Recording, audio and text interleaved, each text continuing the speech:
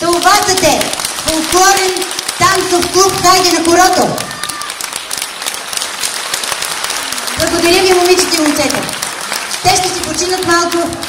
Аз ще споделя с вас, че ние започваме 7-та година от своето съществуване. Това са хората до вас. Това са съвременните будители. Тези, които върнаха хорото на Червеногледския площад.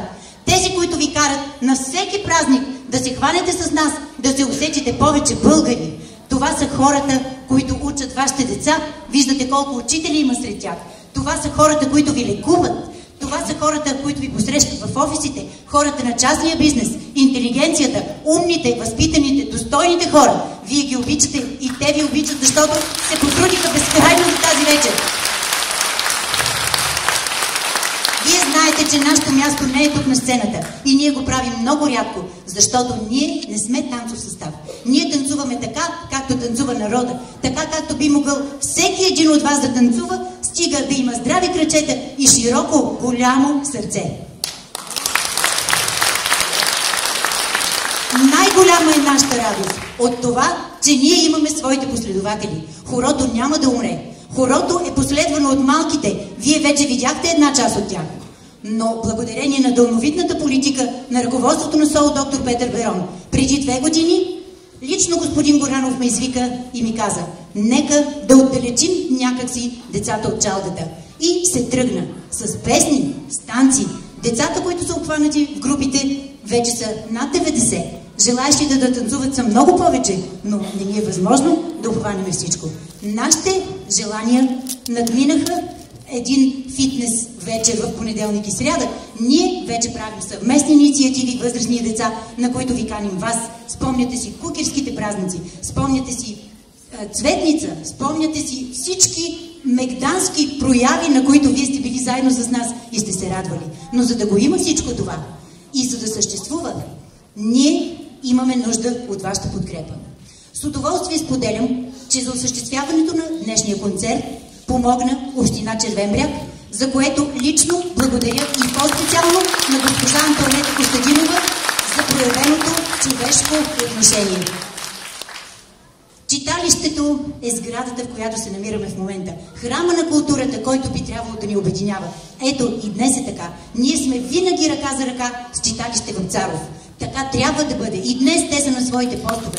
Разбираме се прекрасно. Те работят изключително професионално. Всичко, озвучаване, осветление, топлата зала тая вечер дължим на тях. Благодарим им от сърце.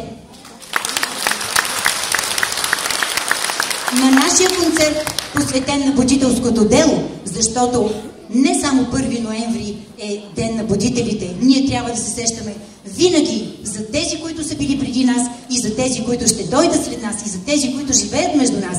Нашето дело не можеше да просъществува без тези хора, които ни помогнаха материално.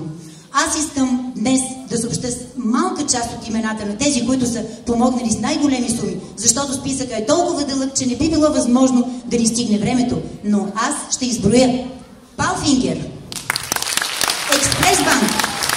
Специална благодарност на господин Тиян Ненов Йотов за това, че от фонда на банката за подпомагане на даровити деца бяха отпуснати средства, които подпомогнаха училището, за да се участва в фестивала в Белоградчик, където участваше най-голямата представителна концертна група, заедно с възрастните от Хайде на хорото, едно блестящо представяне на площада в Белоградчик.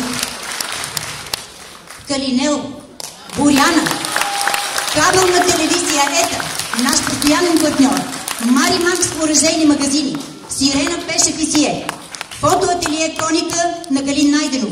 Всички снимки, които виждате отпред, са подарък от фотоателието Коника за нашия клуб.